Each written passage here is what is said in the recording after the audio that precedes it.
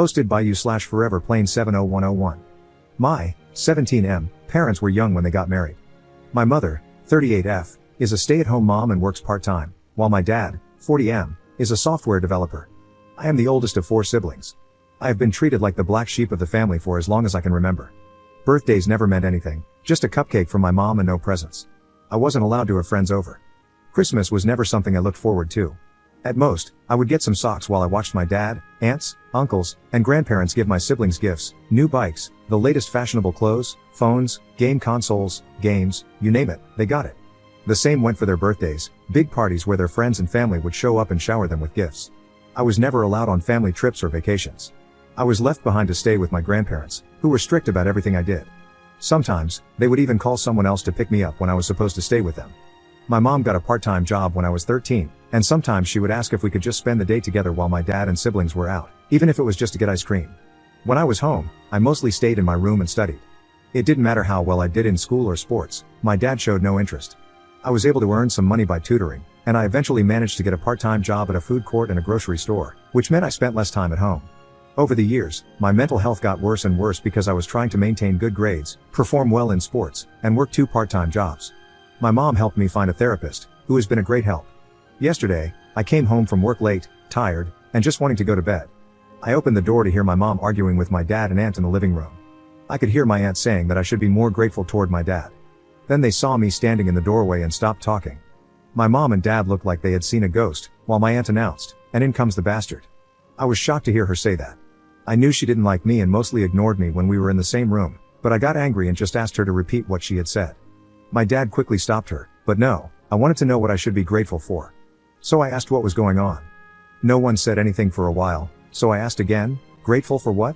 Being ignored, neglected, abandoned, while my siblings are spoiled and get to play happy family with dad? As soon as I said dad, my aunt shouted that I was not his son. I was shocked by what she said, and I asked my dad if it was true. He looked at me and just said, "I'm sorry." I didn't know what to say. I looked at my mom, and she said nothing. I went to my room and just started crying. Later, my mom found me on the floor, shaking and crying. She helped me up and stayed with me until I fell asleep. I woke up this morning and called in sick. I barely left my room today. I just feel like everything I've done to make the man I call dad proud, or just to get him to acknowledge me, has been a waste of my life. I wish I had known years ago. Edit. After I put up this post, I had to get out of the house. I wanted to be alone for a while, and the thoughts of ending things became too hard to ignore. So, I called my best friend, and he picked me up. We went for a drive, and I told him what had happened yesterday. He just listened while I cried and told him everything. He already knew my father was like this, but not the extended family. I had never seen him so angry before. He had to pull over to calm himself down. I showed him the post, and he was silent for a while. After a few minutes, he told me that no matter what, I was his best friend, and he asked if it would be okay for him to maybe talk to his parents about me staying at his place for some time. I said yes. He dropped me off at home, and we got out of the car and talked for a bit. Before he left, he gave me a hug and said that whenever I felt alone, I should give him a call. When I entered the house, I ignored everyone. First, I would like to thank everyone for your comments. Though I have not responded, I have read through all of them. They have not only been helpful in helping me see things differently, but they have also encouraged me to stay strong until I can move out. You are right, this man is not my dad or father, and I will no longer see him as such. I will try to get some answers about why I am being abused, why no one told me anything all these years, and most importantly, who my real biological father is. Is he alive? Does he know I exist? To clarify one thing, I have no idea who anyone on my mother's side of the family is, and therefore, there is no contact with them. My 18th birthday is at the end of the summer, and I plan to move out that day, or even sooner, if I have the opportunity to do so. Commenter. So sorry to hear that. I can't imagine what you've been through or are going through. You do seem like a good kid, your whole life is ahead of you, and I'm sure good things await. You'll come out of this stronger and wiser. Didn't your mother and her husband say anything to you after you got home? Didn't they try to stop you from going to your friend or at least talk to you about this? Op's response. When I left, I didn't say anything. I just texted my mom that I was out and would be back later. When I got home, my mom tried to say something, but I ignored it and went to my room. She came to check on me later and asked if I'd like to come down for dinner, but I declined and said I wasn't hungry. She stayed for a while and tried to get me to open up. I just asked why she never told me that he wasn't my father. She didn't answer the question and just said how sorry she was that I had to find out this way, and then she left. Update 4 days later. So, a lot has happened in these past few days, and I am conflicted about many things right now. However, I am hopeful that I can start to heal mentally. Also, sorry for the long post. On Thursday, before I left for work at the grocery store, my father, whom I will refer to as K, called out to me.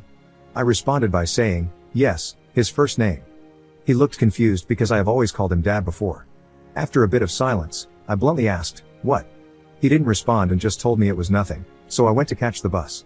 When I got home late in the evening, my mom wanted to know why I called K by his first name. I told her that he never treated me as anything close to a son, so why should I call him Dad anymore? She had no answer, but she told me he was hurt by it. I wanted to scream when she said that. Yesterday, I had an appointment with my therapist, and I cannot put into words how much she has helped me over the years. Later, my best friend called to let me know that I could stay with them if I wanted. This morning, when I woke up, my mom was already awake and making breakfast. I asked her if we could talk alone today, as it was important. She agreed to talk after breakfast because Kay had to leave for work shortly after. After Kay left, she told my siblings not to enter the kitchen for a while. I am paraphrasing a bit because it was a long conversation. We sat down, and I found it hard to get the words out at first. But I told my mom that I couldn't get over the way I've been treated and neglected by Kay and his side of the family for all these years, and I needed to know why she allowed it. At first, she tried to dodge the question and gave me the same answers as always. But I didn't give in and told her that this was important to me. Again, she tried to dodge it, so I told her that I couldn't do this anymore. I was going to pack up some of my things and move out, and until she was ready to tell me the things I needed to hear, we would not be on speaking terms. She started to tear up and just kept saying, "I'm so sorry," over and over. It hurt me in that moment to see my mom cry, but I tried my hardest to keep my emotions in and asked her again, why? After some time, when she calmed down, she told me what happened. When she was 20 and in university, she had a boyfriend whom she had been with for 3 years. They shared an apartment along with his best friend. One night, they went out clubbing and got into an argument because she wanted to stay, but her boyfriend wanted to go home. He left, and both she and his best friend were really drunk. That night, she cheated on her boyfriend with his best friend at the club. The next day, she woke up and realized what she had done. After a few days, she and the best friend confessed to the affair, and her boyfriend broke up with her. Her ex contacted her parents and told them what she had done. Her parents were furious and told her she was not welcome back home, cutting off all financial support. She had to move out, lost a lot of friends, and had nowhere to stay. She ended up living in her car for a while.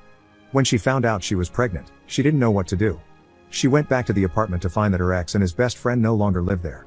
She tried calling and texting them, but they didn't pick up or respond to her messages. She eventually got a job at a cafe, where she met Kay. He was a regular customer, and they got to know each other. Kay asked her out, and even though she told him she was pregnant, he didn't care at the time. However, Kay's parents were not happy that their son was dating a pregnant woman and a cheater and threatened to cut him out of their lives. Kay got scared and was going to break up with her, but she begged him not to and promised to be the perfect wife and have his kids. They made plans to get married soon after I was born. Kay never showed any interest in me when I was born, but my mom lived with the hope that one day he would. After hearing all of this, I didn't know what to say for a while. After thinking for a moment, I asked if she had ever tried to contact my possible biological father. She said no, but based on the timeline, her affair partner was most likely my biological father, though she couldn't be 100% sure. I asked if she had ever tried to reconnect with her family. She said she tried when she was about to get married, but her parents, siblings, aunts, and uncles didn't want to see her, so she gave up. I asked her why Kay was hurt by me calling him by his first name. She told me he had been seeing a therapist for the last 2 years because he had been suffering from depression and guilt. This surprised me. She said it started when I was 15. I had come home after a handball game, where we won, and I was awarded man of the match. I was so happy and excited to tell them about it. My mom was, of course, happy for me, but Kay just told me to put the award with the others in my room. I started crying in front of him and asked why he hated me. He didn't reply, so I went to my room and cried all night. After that, Kay felt a sadness that wouldn't go away, it only grew. My mom eventually convinced him to see a therapist. Over time, the therapist got through to him, and for the past few years, he's been living with this guilt. When I called him by his first name, he realized he had lost me. The next question I was afraid to ask, but I asked if he had ever abused her. She told me he had never abused her and that Kay had only ever loved her. The only time he ever questioned her was when she was pregnant with my younger brother, and he asked for a paternity test, which she understood. When it came back positive, he apologized and never questioned her again. The last question I asked was why I was left with people who abused me physically, mentally, and emotionally while they went on trips and vacations. She was shocked to hear about the physical abuse and asked me what had happened. I told her that I never said anything at the time because I was afraid of Kay's family members when it happened. I told her everything I could remember, but here are some of the things they did. My grandparents would scold me loudly and hit me when I was younger. My aunt never spoke to me unless she needed a favor, only to then go back to ignoring me and telling me to stay in the guest room. When I was 14, my father took the family on a 2-day trip to Croatia but left me with his older brother. His brother asked me to go to the store to buy some things, and of course, I said yes. When I came back, he opened the door, took the bags, and locked me out of the house. I sat there crying until they had all finished their dinner. Then he let me in. My mom cried the whole time while I told her everything. She told me how sorry she was. She knew they didn't like me, but this was pure hate. After the conversation, she asked if I was going to move out and where. I told her I was planning on it but wouldn't tell her where because I didn't want Kay to know where I would be staying. She started crying again, and it hurt to see her cry. The conversation was long and lasted several hours, but these are just the main points. After that, I went to my room to clear my head and think. About an hour later, someone knocked on my door, and I told them to come in. It was Kay. He asked if he could enter, and I said yes. It was the first time I could remember him ever entering my bedroom. He looked around for a bit, stopping at the shelf where I keep all of my awards and trophies from school and sports. He looked both surprised and sad when he saw the medals from when I did track and field and played football. He stopped when he saw the small man of the match award and picked it up. He held it for a while and started to tear up. Then, he put it back and sat down on the bed. Neither of us said anything for a while. I asked if Mom had told him what we talked about. He was still tearing up and slightly nodded his head. I asked him if he was aware of how I see him. He nodded again and whispered, yes. I asked, so you know the extent of what your parents and siblings put me through? He looked me in the eyes and asked if it was true. I said yes, and he just started crying. After a while, he stood up and hugged me. This was both the first time he had ever hugged me and the first time I'd ever seen him cry in front of me. I just hugged him back and started to cry too. He didn't want to let go and said how sorry he was, for the pain he caused me, for the years of neglect, for treating me like an outsider. He begged me not to move out. When he finally let go, he asked for a chance. I told him that maybe, with time, I could forgive him and Mom, but they had to earn it. However, I would not forgive his family for the things they had done. Also, for now, he was still Kay. He was hurt by this but accepted it. For now, I am not moving out. But if things go back to the way they were, I will not hesitate to leave, and he knows it. We are going to see a family therapist together. In the future, I will try to reach out to my biological father. However, I'm still unsure about my maternal side of the family. I'm on the fence about them. Thank you for reading. Edit. I called my friend and told him what happened. The door will always be open at his place. We have known each other since we started school, and we both play for the same team. I know his parents well, and they are lovely people. I know many of you want me to move out as soon as possible, but I told them I would like to give them this one chance, and that is what I will do for the moment. Honestly, I am not scared that things will just go back to how they have been. I have been saving all of my money since I started working. To those who have been sending virtual hugs, here's a virtual hug back, and thank you. Thank you for all the comments and support. Commenter. What are they going to do about your stepfather's family's abuse? Are they going to call them out on it? And how do your other siblings treat you? Obviously with the exception of your sister, who seems to love you. Ops response. Kay and Mom have spoken to my siblings, letting them know that, from now on, his side of the family will not be allowed to visit anymore for the foreseeable future. They were surprised at first, but Kay explained what happened. My brothers didn't know what to say, but my sister got really angry at Kay and Mom. I had a talk with my siblings about how hurt I was by my strained relationship with my brothers because we used to be a lot closer. It's like they started seeing me as a roommate rather than a brother some time ago. My sister has always wanted to spend time together and gets really upset if she misses my games. I let them know that I didn't care if they saw his family outside the house. However, my brothers told me they would rather try to fix our relationship. Second update 1 week later. Firstly, I would like to thank all of you who have messaged me on the last post and privately. I want you to know that I am safe and staying at my friend's house. They are willing to let me stay with them long term. These messages have not only opened my eyes but also helped me see my mom and Kay for the people they truly are. Neither of them loves me or cares about me. I have had people sharing their stories of childhood abuse and neglect and how they managed to get out. Every time I have tried to talk to my mom and Kay about the abuse, or asked my mom how she could happily leave me behind and do nothing about it, they have tried to avoid the questions, love bomb me, and say that things will change. What really got to me was a message I received this morning asking how my mom never noticed any bruises when they picked me up after trips and vacations. That sealed the deal for me. There is no way someone who is supposedly supposed to care for you wouldn't notice. This morning, I got ready to leave and packed up my things. It wasn't much that I was taking with me. When I was ready, I called my friend and asked him to pick me up when he could and to call me when he was outside. When my friend called me, I moved my things out. I let my mom and Kay know that I would be moving out. They did not take it well and started begging me to stay. I told them that I couldn't stay because it was clear to me that they didn't care about me. Kay got defensive and tried to say that this was my home and I should not leave.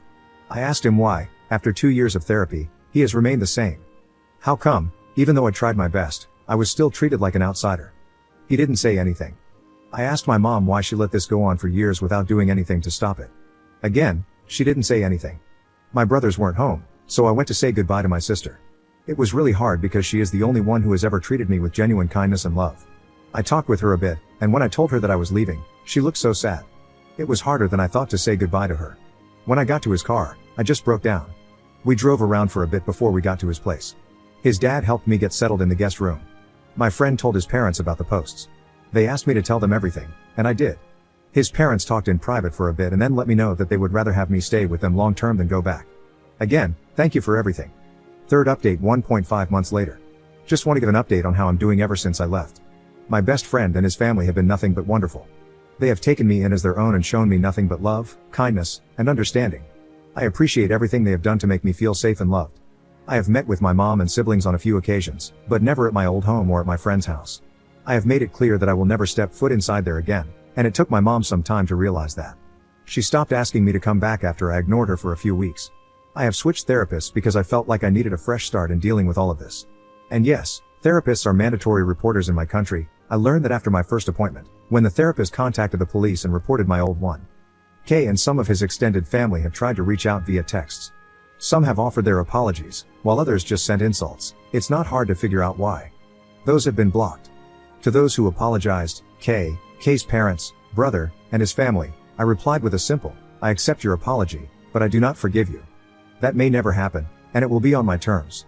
For the foreseeable future, do not contact me again. What happens next, I do not know. I am just going to focus on school, my mental health, and getting a driver's license. Thank you for everything. I truly appreciate every one of you, and big hugs to you all. Commenter. Bro, let's be honest, you need to keep your distance from your mom. I mean, she knew what they did to you and never tried to stop it. She's a selfish woman who chose her life over her son. Ops response. The only reason I am in contact with my mom is that I can't meet my siblings without her. When I turn 18, I will become financially independent, and I can block her from interfering with my accounts. She has never done that in the past, but I don't want to take any chances. Commenter. I'm surprised that K's brother and his parents apologized. Ops response. I made a police report the day after I moved, and my new therapist also reported them. So, I think it's just an attempt to save face.